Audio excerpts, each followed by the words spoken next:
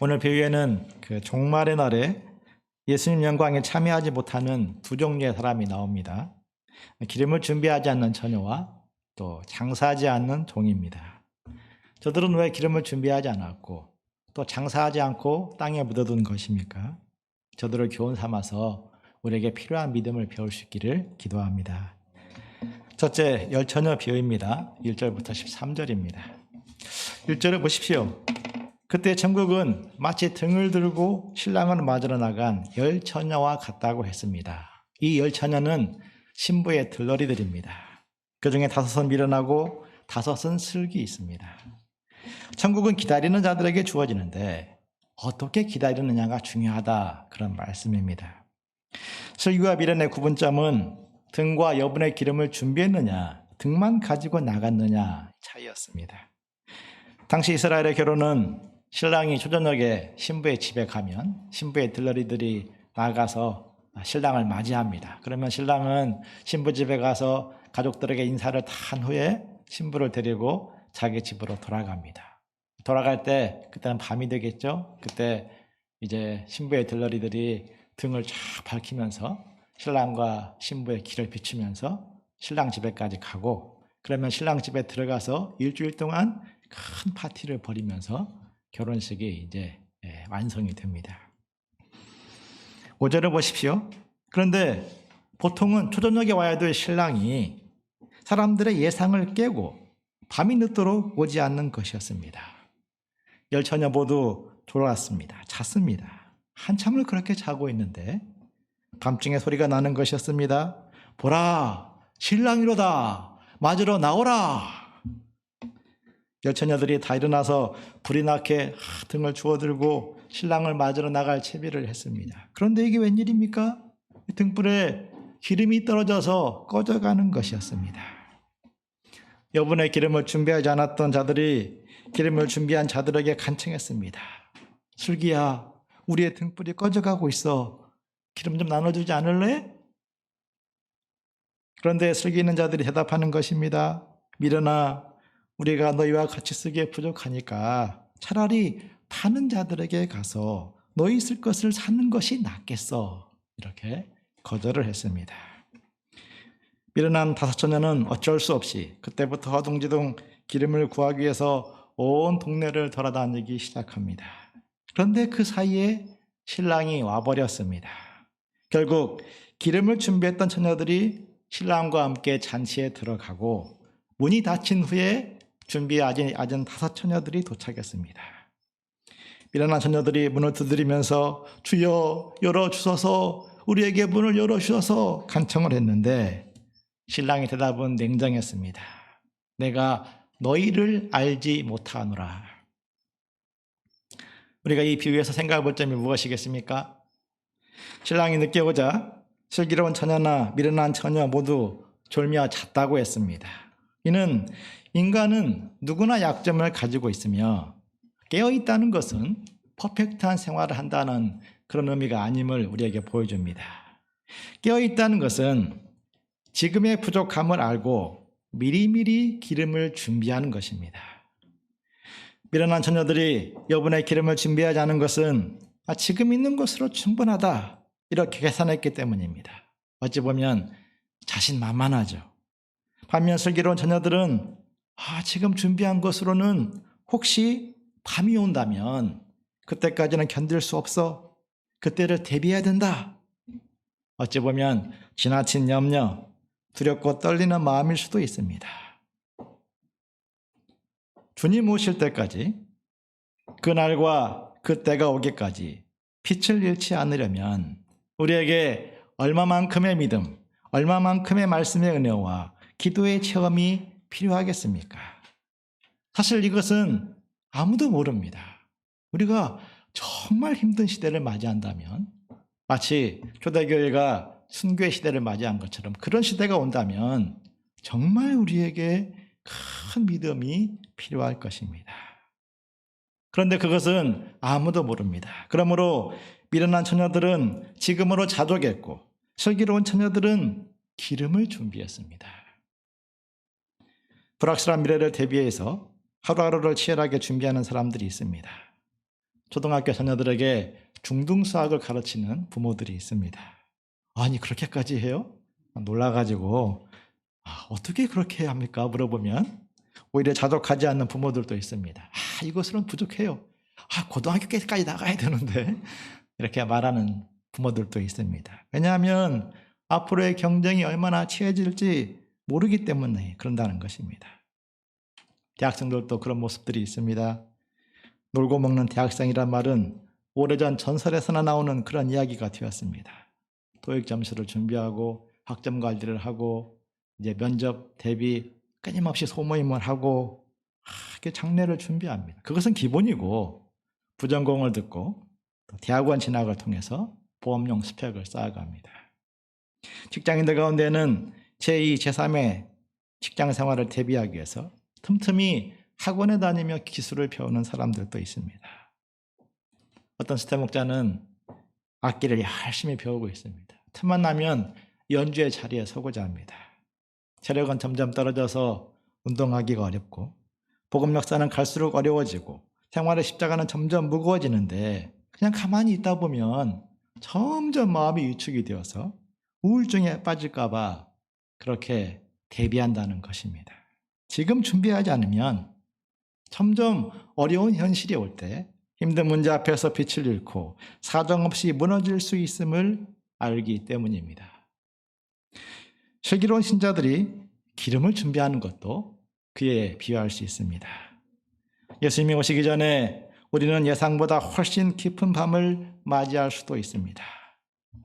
밤이라는 것은 시간적으로 늦어진다 그런 의미도 있지만 상황적으로 힘든 현실을 의미할 수도 있습니다. 그런 날에도 실족하지 아니하고 빛을 발하려면 기름을 준비해야 됩니다. 미련한 처녀들이 등에 기름 한 번 가득 채운 것으로 자족해버린 것처럼 큰 것 한 방으로 끝낼 생각을 하지 말아야 됩니다. 과거에 구원의 큰 은혜를 받은 것으로 혹은 말씀의 감동을 한 번 크게 받은 것으로 자족하지 말아야 됩니다. 크나큰 기도의 체험을 한 번 했을지라도 앞으로도 쭉 그대로 뜨거운 마음 그대로 살아갈 것이라 기대하는 것은 미련한 것입니다. 뜨거웠던 구원의 감동은 식어질 수도 있고 강렬했던 말씀의 은혜도 또 기도의 체험도 시간이 흐를수록 얼마든지 희미해지고 꺼져갈 수 있습니다. 그것은 받은 은혜가 작아서가 그런 것이 아닙니다. 캄캄한 밤과 같이 어둡고 힘든 고난들이 우리 인생에 닥쳐올 수 있기 때문입니다. 초대교회 성도들은 끔찍한 박해와 순교의 시대를 거쳐야 됐습니다. 초대교회 가운데 위대한 믿음의 용사들도 많이 나왔지만 또 많은 이들이 배교하고 믿음을 떠나갔습니다. 좋은 날만을 기대하며 아무것도 준비하지 않는 사람들은 칠흑같이 어둠의 시간이 닥쳐올 때 그 시간을 견디지 못하고 빛을 잃어버리게 됩니다. 예수님 말씀하십니다. 13절을 같이 읽겠습니다. 시작. 깨어있으라. 너희는 그날과 그때를 알지 못하느니라. 슬기로운 신자는 그날과 그때가 언제일지 모르기 때문에 정말 겸손히 오늘을 준비합니다. 기름을 준비합니다. 등이 유형이라고 말한다면 기름은 신앙의 내용이라 말할 수가 있습니다. 등이 경건의 모양이다라고 말한다면 기름은 경건의 능력입니다. 우리는 신앙의 외형을 갖춘 것으로 자족할 것이 아니라 신앙의 내용을 채우기에 힘써야 됩니다. 본문의 비유를 보면 동료에게 기름을 나누어 줄 수 없다 이렇게 말했습니다. 무척이나 냉혹한 모습이지만 영적 세계를 있는 그대로 보여주는 모습입니다. 부모의 믿음을 자녀에게 나눠줄 수 없습니다. 목자가 양들의 믿음을 주관할 수가 없습니다. 절통으로나 육정으로나 사람의 뜻으로 사람을 거듭나게 할 수 없는 것처럼 말입니다. 각자 하나님 앞에서 자기의 기름을 준비해야 됩니다. 이 기름을 준비하는 것은 쿠팡이나 마트에서 주문하는 것처럼 아주 쉽게 한 방으로 해결되는 것이 아닙니다. 제가 얼마 전에 시골 어머니 집에 방문했는데 어머니가 해마다 챙겨주었던 이 참기름을 올해는 챙겨주지 않는 것이었습니다. 그러면서 한마디 하셨습니다. 이제는 챙겨주기가 어렵다. 이 참기름이 그냥 사서 주는 게 아니고 집에서 이제 깨를 심어서 그것을 이제 재배해서 그것을 이제 수확해서 털어서 그 깨를 가지고 기름을 짜서 주는 참기름이었습니다. 어머니 말씀을 듣고 제가 돌이켜 보니까 올해는 그 시골집 텃밭에 정말 깨가 없었습니다. 제가 모르고 있었는데 그 얘기를 듣고 정말 깨가 없었구나. 그리고 어머니 몸이 정말 힘들구나 하는 것을 생각해 보게 되었습니다. 이 깨를 수확하는 것이요, 사실은 굉장히 손이 많이 갑니다. 제가 어릴 때 시골에서 정말 싫어했던 반일 중에 하나가 깨를 수확하는 것입니다. 이 깨가요, 이제 이만큼 자라거든요. 키우면은 아주 크게 자라요. 그런데 이제 다 익을 때까지 놔두면 안 되고 어느 정도 익었다 싶으면 베어가지고 밑에 이제 자리를 깔고 말립니다, 햇볕에. 그러면 이제 이 깨가 들어있는 시방이 마르면서 톡 터지면서 거기서 깨가 이제 나오는 거예요. 근데 다 나오지 않거든요. 그 아침에 널었다가 저녁에 걷고 다시 그 다음날 널었다가 걷고 웬만큼 또 마르면 툭툭툭 떠들어 털어내고 또 떠들어 털어내고 이런 작업을 계속해서 반복을 해야 됩니다. 그런데 그렇게 해서 깨가 엄청 나오면 좋은데 조금 나와요. 아주 깨알 같은 것들이 너무 짜증이 나는 거예요. 이게 많은 것을 수확하는 기쁨이 있어야 되는데 조금한 것들이 하나하나 떨어지니까, 그러면 이제 다 떨어지면 그 깨 대죠. 그 나무는 아궁에 가져가서 태우고 또 뒷정리를 해야 됩니다. 그런 자잘한 일들이 너무나 이제 짜증나고 싫어서 정말 그것을 안 하고 싶었습니다. 신앙의 기름을 준비하는 것이 저는 그와 같다고 생각합니다. 일상의 작은 사건 속에서 하루하루 반복되는 연단을 통해서 하루하루 믿음을 준비하는 것입니다. 때로는 피곤한 손을 일으켜 세우고 연약한 무릎을 일으켜 세워서 고난을 감당하는 날들을 깨알 모르듯이 하루하루 모아가는 것입니다. 어떤 문제를 만날 때 말씀을 생각함으로써 어두운 생각을 이기고 그 마음을 지키는 그런 훈련을 하나하나 준비해 가는 것입니다. 그렇게 평소 신앙의 기름을 준비하는 사람이 고난의 날을 견디고 시련의 때에 빛을 발하게 됩니다. 지금 시련의 날들을 영적으로 하루하루 보내고 있다면 그 사람은 또한 장차 세상이 어둠으로 덮일 그날에 빛을 잃지 않고 있는 사람으로 준비하고 있는 것입니다. 우리 인생의 가장 큰 어둠은 죽음이며 세상의 가장 큰 어둠은 종말이라 말할 수 있습니다. 그날이 다가올수록 밤은 점점 깊어갈 것입니다.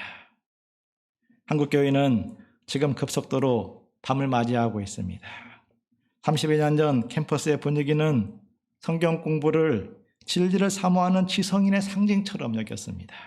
교회는 학생들을 바글거렸고 풀타임으로 헌신하겠다는 사람들이 줄을 이었습니다. 그러나 지금은 조금만 신앙의 열심을 내어도 개념 없이 행동하는 사람처럼 취급받는 분위기가 되어가고 있습니다. 초대교회가 받는 고난 정도는 아니지만 부흥을 기대했던 사람들에게는 커다란 시련임에 틀림이 없습니다. 한때 뜨거웠던 열정을 가진 사람이 빛을 잃어버리고 부르심을 놓쳐버리는 이유이기도 합니다. 그런데 본문 말씀을 적용해 보면 매일의 삶에서 기름을 준비하는 삶, 요즘 표현으로 한다면 매일의 삶에서 신앙의 버전을 업그레이드 시키지 않았기 때문입니다. 우리는 끊임없이 신앙의 버전을 높이기 위해서 매일의 삶에서 힘써야 됩니다. 우리보다 훨씬 힘든 시대를 살았던 사도 바울은 로마서 13장에서 이렇게 권면했습니다. 밤이 깊었으니 우리가 어둠의 일을 벗고 빛의 갑옷을 입자. 나처럼 단정히 행하고 방탕하거나 술 취하지 말고 음란하거나 호색하지 말고 다투거나 시기하지 말고 오직 주 예수 그리스도로 옷 입고 정욕을 위하여 육신의 일을 도모하지 말자. 그러한 하루하루가 슬기로운 신자들이 준비하는 기름입니다. 주님 오시는 그날까지 우리가 기름을 준비하는 슬기로운 신자들로 살게 하시기를 기도합니다. 둘째는 달란트 비유입니다. 천국은 어떤 사람이 타국에 갈새 그 종들을 불러서 자기 소유를 맡긴 것 같다고 했습니다. 주인은 각각 그 재능대로 한 사람에게는 금 5달란트를, 한 사람에게는 2달란트를, 다른 한 사람에게는 1달란트를 맡겼습니다. 이 1달란트는 6천 데나리온, 노동자 20년 연봉에 해당합니다. 하나님이 우리에게 맡기신 재능은 무한한 가능성을 갖고 있는 것을 상징합니다. 사람마다 그런데 다릅니다. 어떤 사람은 적용해보면 공부도 잘하고 운동도 잘하고 성격도 좋고 친구들 사이에 인기도 많고 노래까지 잘하는 5달란트 받은 사람입니다.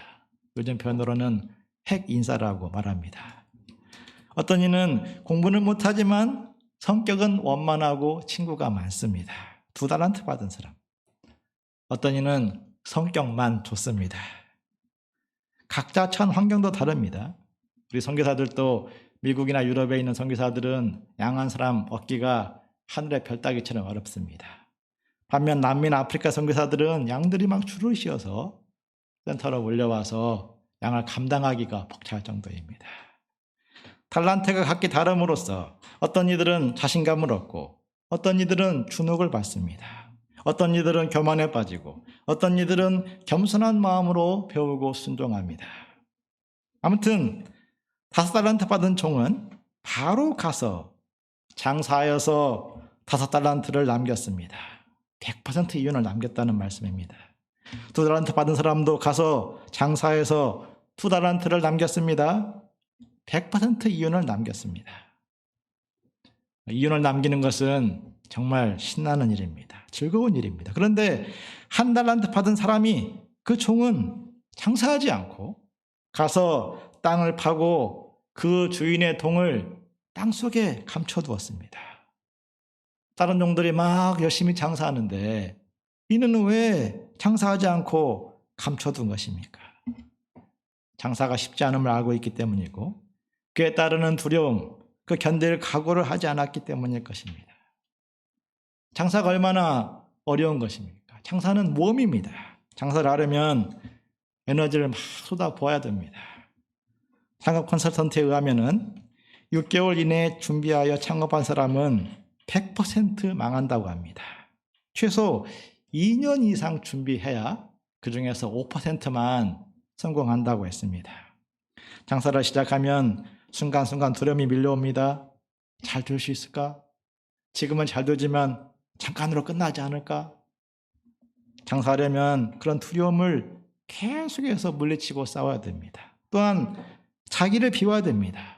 아무리 소문난 맛집이라 할지라도 사장님 목이 뻣뻣하고 어깨에 힘이 들어가 있으면 그 맛집은 결코 오래가지 못합니다. 겸손하고 치밀하고 기본에 충실해야 됩니다. 열정을 갖고 연구해야 되고 다른 이들은 어떻게 하고 있는가 때로는 묻고 배워야 합니다. 그렇게 노력할지라도 불확실한 변수가 끊임없이 발생하기 때문에 늘 깨어서 살피고 도전해야 됩니다. 하나님의 영광을 위한 투자도 장사처럼 많은 변수를 갖고 있습니다. 주와 복음 역사를 위해서 시간과 물질을 들인 것과 손에 잡히는 결과는 결코 비례하지가 않습니다. 때로는 밑 빠진 독에 물을 붓는 것처럼 아무것도 보이지 않을 때도 있습니다. 양들이 성장하지 않으면 나라도 성장해야 되는데 내 안에서 이루어지는 성령의 열매는 우리 눈에 보이지가 않습니다. 스스로 평가할 수도 없습니다. 지금 어떤 섭리의 과정이 있는지 나도 모르고 하나님만 아십니다. 그로 인해서 헌신하는 기쁨보다도 손해의식이나 두려움을 줄 수 있습니다. 이 장사의 어려움만 생각한다면 가만히 땅에 묻어둔 종이 편안하고 지혜로운 사람처럼 보입니다. 하지만 주인이 돌아와서 결산하는 그 날이 다가왔습니다. 19절을 보십시오. 오랜 후에 주인이 돌아와서 종들과 결산합니다. 5달란트 받았던 사람은 다섯 달란트 이윤을 주인에게 드리면서 고백하는 것이었습니다. 주인이여, 내가 5달란트를 받았는데 보소서, 내가 또 5달란트를 남겼습니다. 종이 수고했던 것만큼 종의 고백에는 감격과 기쁨이 담겨 있었을 것입니다. 주인이 칭찬으로 화답합니다. 21절을 같이 한번 읽어보시겠습니다. 시작. 잘하였도다 착하고 충성된 종아, 너가 적은 일에 충성하였음에 내가 많은 것을 내게 맡기리니 내 주인의 즐거움에 참여할지어다. 2달란트 받았던 자도 기쁨으로 외치게 됩니다. 주인이여, 내게 2달란트를 주셨는데 보소서, 내가 2달란트를 남겼습니다. 그러자 주인이 칭찬으로 화답했습니다. 23절도 같이 읽어보시겠습니다. 시작. 그 주인이 이르되 잘하였도다 착하고 충성된 종아, 너가 적은 일에 충성하였음에 내가 많은 것을 내게 맡기리니 내 주인의 즐거움에 참여할지어다. 21절과 23절 칭찬이 똑같습니다. 하나도 틀림이 없습니다. 주인은 5달란트 받은 사람, 2달란트 받은 사람, 그들이 100% 충성한 거에 대해서 똑같이 칭찬을 했습니다. 저희는 영업이익을 본 것이 아니라 영업 태도를 보았습니다. 잘하였도다 착하고 충성된 종아, 너가 많은 이익을 남겼으니 라고 하지 않았습니다. 저희는 착하고 충성된 그 영업의 태도를 본 것입니다. 또한 너가 적은 일에 충성하였으니 라고 말씀했습니다. 장사가 얼마나 힘든 것입니까? 그런데도 주인은 왜 적은 일에 충성하였다 이렇게 말씀하신 것입니까? 너가 적은 일에 충성했는데 내가 많은 것으로 보답하겠다. 즉 주인의 보상과 비교 볼 때 적은 일에 충성한 것이라는 것입니다. 종이 이 땅에서 산 수고는 주인에게 받게 될 엄청난 보상에 비하면 아무것도 아닙니다. 사도 바울은 로마서 8장 18절에서 고백했습니다. 생각하건대 현재의 고난은 장차 우리에게 나타날 영광과 비교할 수 없도다. 또한 장사의 비결이 재능의 많고 적음에 있지 아니하고 작은 일에 충성하는 거기에 있음을 가르쳐줍니다. 아무리 타고난 사람일지라도 적은 일에 충성하지 못하면 결코 이익을 남길 수가 없습니다. 열매를 맺는 신앙생활을 하는 사람들을 보면 그 비결이 그러합니다. 큰 것 한 방을 노리기보다도 적은 일에 충성을 합니다. 엄청난 기적을 기대하며 지금을 막연히 보내기보다도 매일의 삶에서 말씀을 붙들고 기도하기에 힘을 씁니다. 한 번의 말씀 공부를 소중히 여기고 소감 쓰기에 충실합니다. 변함없이 지속적으로 중보의 기도단을 쌓으며 하나님의 은혜를 구합니다. 신방이 필요할 때 신방하고 때를 따라 양식을 먹이는 삶을 살게 힘을 씁니다. 하나님은 그렇게 매일의 삶에 충성하는 사람들에게 은혜를 주십니다. 분별력이 부족하면 지혜를 주시고 동역자가 필요하면 동역자를 보내주시고 말씀이 필요할 때 말씀이 떠오르게 하십니다. 충성은 모든 것의 시작입니다. 한달란트 묻었던 사람은 그런 세계를 알지 못했던 것입니다. 그는 빈손으로 주인에게 와서 자신이 장사하지 않은 것을 변명합니다. 24절 25절을 보십시오. 주인이여, 당신은 굳은 사람이라 심지 않은 데서 거두고 해치지 않은 데서 모으는 줄을 내가 알았으므로 두려워하여 나가서 당신의 달란트를 땅에 감추어 두었나이다. 보소서, 당신의 것을 있는 그대로 가져왔나이다. 굳은 사람, 이것은 딱딱한 사람, 율법적인 사람, 그런 의미입니다. 종은 주인에 대해서 율법적인 분으로 생각했습니다. 조금의 실수도 용납하지 않는, 실수하면 그냥 가차없이 아주 징계하는 그런 분으로 생각했습니다. 그러므로 괜히 장사했다가 이익은커녕 손해를 끼쳐서 비난과 벌을 받을 것이 두려웠던 것입니다. 또한 주인은 말씀 한마디로 다 스스로 해결해버리는 그런 분인데, 그냥 쉽게 이윤을 남기는 분인데 내가 괜히 나섰다가 능력도 안 되는 나섰다가 무슨 도움이 되겠는가? 그냥 고생은 고생대로 하고 일만 꼬이게 만들 수 있다. 그런 생각으로 가만히 있기를 선택했습니다. 그의 변명의 이유는 나름 합리적으로 보입니다. 그런데 그가 장사를 하지 않은 가장 근본적인 이유는 주인에 대해서 오해하고 있기 때문입니다. 주인을 잘 알지 못하고 있고 주인에 대해서 올바른 관계성을 맺지 않고 있기 때문입니다. 그가 왜 주인을 오해하고 있는 것입니까? 나에게는 한 달란트밖에 주지 않았다. 그런 생각으로 주인을 이렇게 오해하고 올바른 관계성을 맺지 않을 수도 있습니다. 사람이 관계성이 어긋나면 무엇이든지 삐뚤하게 해서 하잖아요. 하나님과 관계성이 풍성한 사람은 풍성한 믿음으로 도전하고 넘치는 감사를 드립니다. 그를 통해서 믿음을 체험하고 더 많이 하나님께 드리는 선순환을 체험합니다. 반면 받은 것이 적다고 생각하는 사람은 구원의 은혜가 적고 기도의 응답이 적고 말씀의 은혜가 적다고 생각하는 사람은 하나님에 대해서 점점 인색해지고 그래서 은혜와 감사가 없으니 도전하지 않게 되고 도전하지 않으니까 체험하는 것이 없게 되고 체험하는 것이 없으니 더더욱 믿음이 들어서 아무것도 하지 않는 그런 악순환에 빠지게 됩니다. 그가 아무튼 주인과 하나님과 올바른 관계를 맺지 않는 것은 그의 신앙의 정말 비극이었습니다. 그가 장사하지 않는 것은 결코 그가 받은 것이 적기 때문이 아니었습니다. 주인은 땅에 묻어둔 그대로 가져온 총을 책망했습니다. 보통은 정말 적게 주었다면 주인이 이해해줘야 마땅했습니다. 그래, 내가 너무 적게 주었구나. 내가 앞으로 더 많은 것을 줄게. 이렇게 약속해야 되는데 주인은 책망했습니다. 악하고 게으른 종아. 주인은 재능이 없어 무능한 종아 혹은 연약한 종아라고 말씀하지 않았습니다. 악하고 게으르다 말씀했습니다. 그가 아무것도 하지 않은 것은 하나님보다 세상을 사랑했기 때문이며 유행만 바라고 게을렀기 때문입니다. 무엇보다 하나님에 대해서 올바르지 않은 생각을 한 것입니다. 그가 하나님을 제대로 알았다면 결코 가만히 있을 수 없었을 것입니다. 하나님은 가만히 앉아서 엄청난 결과를 만들어내는 그런 분이 아닙니다. 하나님은 울며 씨를 뿌리는 농부처럼 열심히 파종하고 가꾸고 수고하는 과정을 통해서 열매를 얻는 그런 분이십니다. 하나님이 인류 역사를 구원하기 위해서 얼마나 오랜 시간 참고 견디고 수고하신 것입니까? 아담이 타락하여서 그 하나님의 은혜를 다 쳐버리고 떠나간 그때부터 하나님은 끊임없이 수많은 종들을 보내셨습니다. 인간의 죄악과 완악함 가운데서도 한 사람을 준비하고 한 민족을 준비하고 그리스도를 예비하십니다.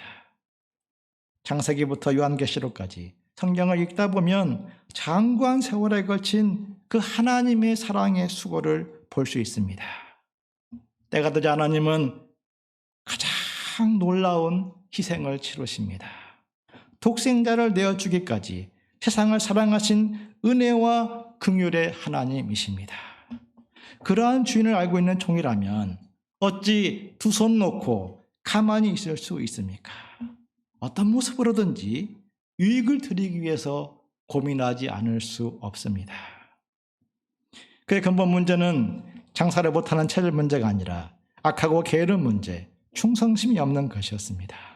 만약 그가 장사 체질이 아니었다면 은행에 돈을 맡겼다가 이자라도 남겨서 주인에게 유익을 드릴 수 있었을 것입니다.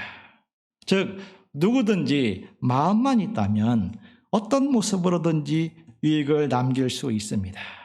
아마 자기 돈이었다면 0.1%, 0.2%라도 높은 이자를 주는 곳을 찾아 열심히 발품을 팔았을 것입니다.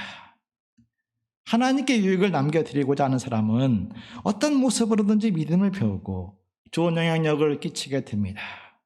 그를 통해서 더 많은 하나님의 은혜를 받아서 풍성하게 됩니다.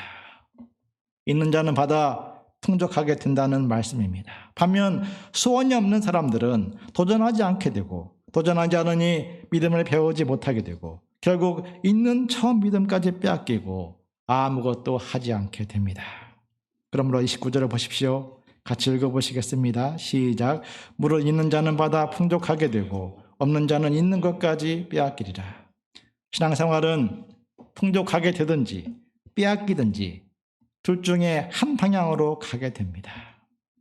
한 달란트 받은 종이 도전하지 않으니 갈등하는 것도 없고 스트레스도 받지 않고 안전하게 사는 줄로만 생각했습니다.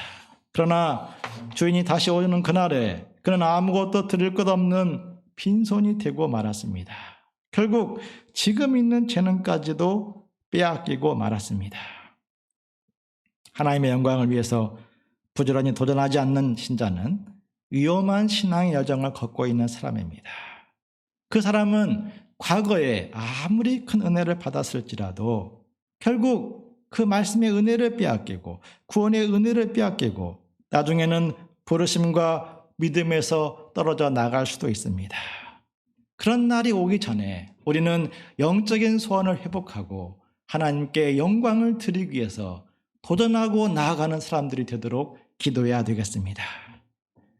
다시 오실 주님을 소망하면서 하루하루 기름을 준비하는 신자들, 하나님의 영광을 위해서 도전하고 개척하며 장사하는 자들로 살기를 기도합니다. 그것이 종말을 준비하는 온전한 믿음입니다. 우리에게 믿음을 주시기를 기도합니다.